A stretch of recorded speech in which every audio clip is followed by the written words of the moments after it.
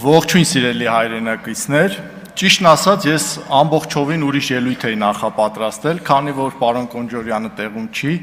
ստիպված ես մի քիչ ելույթից տեսքը փոխեմ եւ խոսեմ HiPost-ից, լրացնեմ իմ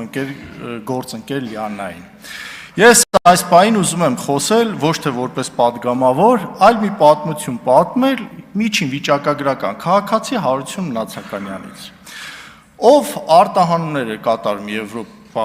եւ որոշեց մի անգամ իր փաստաթղթերը հանձնի HiPost-ին, որպեսզի առաքանին հասվի Եվրոպայի իմ հաճախորդին։ Հետաքրքիր պատմություն է, բայց պիտի պատմեմ, որ հետո հասկանանք ինչու է վնասով աշխատում HiPost-ը։ Ուրեմն հրապարակում, ոչ թե մարզերում կամ որևէ այլ տեղ, մտա HiPost, փաստաթղթերս ձեռքս, մի 45-50 րոպե սպասեցի հերթի, հերթը հասավ ինձ տվեցի եւ աշխատող սպասարկող աղջնակը ինձ տվեց մի հատ թուղթ, սենց ծրար, այդ ծրարը անկեղծ եմ ասում, պարոն Միքայելյան, դուք ին մարդ եք, կհիշեք, որ սովետական ժամանակաշրջանում մթերային խանութում, որ գնում էին կարակ կամ դոկտորսկի երշիկ առնելու, այդ թղթով էին փաթաթում, 300 գրամ թուղթ է լինում, 700 գրամ երշիկ։ Ու ինձ տվեց այդ թուղթը, այդ ծրարը, դրեցի, վերցրեց, դրեց քշերքին, հաշվար կարեց, գինը ասեց, վճարեցի կանխիկով, ոչ թե փոխանցումով, մոտ 25 թոշակառուի լառնակայի գումար, այժմ չէր FedEx-ից, եւ դրանից հետո հետ վերադարձրեց թուղթ, ասում 1000 ներողություն ունես, ինչ պիտի անեմ, ասում եմ, պիտի ձեռագիր գրեք, ասում եմ, ձեռագիրը շատ գեշ է, որ ես գրեմ Իտալիա, կարող է Իռլանդիա գնա։ Մի խոսքով երկար բանակցություններից հետո չկարողացա համոզել եւ գրեցի տպատարի նման, sense դանդաղ գրեցի,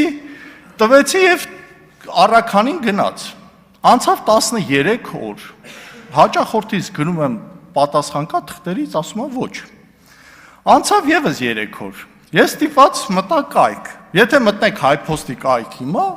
ես երեք էլ փորձեցի, գրում է 404 երրորդ։ Ստիպված, error, ես ֆրանսերեն եմ դպրոցում անցել, կարող եմ ասել, էական չի դա։ Նորից հետ եմ վերադարձել HiPost, նորից կանգնել եմ 40 րոպե հերթ, նորից մոտեցել եմ աշխատակցին, խնդրում եմ, ասում եմ, իմ փաստաթղթերը ուր են, ասում եմ չգիտենք, անցավ եւս 20 օր, իմ բեռը արդեն հասնում է Եվրոպա, հասնում է իր տեղ, կոնտեյներով 40 օր ճանապարհ է գնում, թղթերս չկա, գոյություն չունի, ես նորից օրը մեջ գնում եմ, որպեսզի կարողանամ մի ձև գոնե հետ վերադարձեմ, եթե պահեստում է կորել իմ փաստաթղթերը, որպեսզի FedEx-ով ուղարկեմ 2 օրում հասնի։ Ոչ մի պատասխան, ու այդ աղջիկը արդեն հենց ինձ տեսնում էր, արդեն փախնում էր, հենց մտնում էր, տեսնում էր, ինքը գործ էր անում, տեսնում էր հերթի մեջ կանգնած եմ, փախնում էր, որը արդեն աչքիս առաջ չհայտնվեր։ Եվ բեռս հասնում է Իտալիա, ստիպված, ես կապ եմ հաստատում Իտալիայի Մաքսայինի աշխատողի հետ, խնդրում եմ մեյլով ուղարկում եմ փաստաթղթերը եւ կարողանում եմ իմ բեռը մաքսազերծել։ Եվ 45-50 օր հետո նոր իմ փաստաթղթերը հասնում է հասցեա տիրոջը։ 11 ամիս առաջ։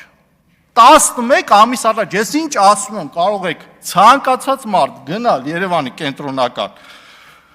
Post-ի մասնաշենք եւ այդ ընթացակարգով անցնել։ Այո, դրանից հետո որոշեցի падգամավոր դառնալ։ Ու եթե ու պատկերացնում եք, HiPost-ը պատկանում է ԲՏԱ նախարարությանը, ԲՏԱ նախարարությունը բացեք։ Բարձր տեխնոլոգիական նախարարություն, չէ՞, օրինակ, այսպես ասած։ Բարձր տեխնոլոգիական նախարարությունը 20-րդ, 19-րդ դարի ընթացակարգով է շարժվում։ Տպագի չեն տպում։ Ու իմ փաստաթղթերը կորավ եւ այդ փաստաթղթերը եթե նորից հանեի, մի հատ պիտի դիմեի Առևտրի արդյունաբերության պալատի Մարգարիտ Տյոտյային, որպեսզի կարողանար վերականգնել ծագման սերտիֆիկատը, դիմեի ֆիտոսանիտարական սերտիֆիկատ Բարխուդարյան Վարդանին, դիմեի իմ բրոկեր Մարտինին եւ գտնեի Մաքսայինի աշխատող Մկրտչյան Նարեկին, որ հերթափոխում աշխատում, որ այդ invoice-ից վրա ամսաթիվը գրեր, որ ես կարողանայի փող ստանայի իմ իտալիացի կլիենտից։ Այս 19-րդ դարի մոտեցումով մենք ուզում ենք ինչ-որ HiPost-ը շահույթով աշխատի, չի կարող աշխատել։ Եվ այդ որ խոսում ենք անընդհատ 500 միլիոն վնաս է, հաջորդ տարի 1 միլիարդ վնասով աշխատելու։ Եվ ցանկացած մասնավոր սեփականություն, երբ որ տրվում է պետությանը, ունենում է այս արդյունքը, չունենում առաջընթաց, եւ պետական կառավարողը չունենալով բիզնես մտածողություն, բերում է հասցնում է այս վիճակին։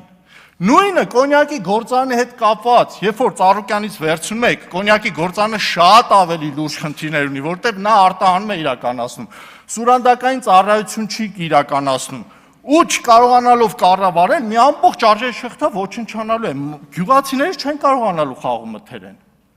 Այս տարի կարող է ինչ-որ մի ձև, ինչ-որ հնարավոր տարբերակով եւ բանակցությունների սխալ կառավարման արդյունքում ունենալու ենք շատ մեծ խնդիրներ։ Ես հիշում եմ 2021-22 թվականին, երբ որ Գորիսի երկու համայնքներում իմ ընկերներից փորձեցին խլել իրենց սեփականությունը, մի ընկերս ուղակի հանձնեց, այսօր կարող են գնաք, տեսնեք խոտ հարկ է։ Իսկ այդ տղան տեղափոխվեց ուրիշ համայնք ու հսկայական դաշտեր ա դրել ու լուրջ բիզնես անում։ Ու այդ թվում քաղաքացիական պայմանագիրը երբեմն ուրախանում է իմ ընկերոջ ձեռքբերումներով։ Մյուս ընկերոջս հողը նույն վիճակին արժանացավ։ Ես ասում եմ, ես չեմ ասում մի արեք, ես ասում եմ հետևանքները ինչի է հանգելու։ Ու մասնավոր սեփականության խլումը բերելու է շատ վատ հետևանքների։ Շնորհակալություն պարոն Կոնջարյան, երբ գա հաջորդ հարցս էլ պարոն Կոնջարյանի հետ ես կփորձեմ շարունակել։ Շնորհակալ եմ։ Իրինա Յոլյան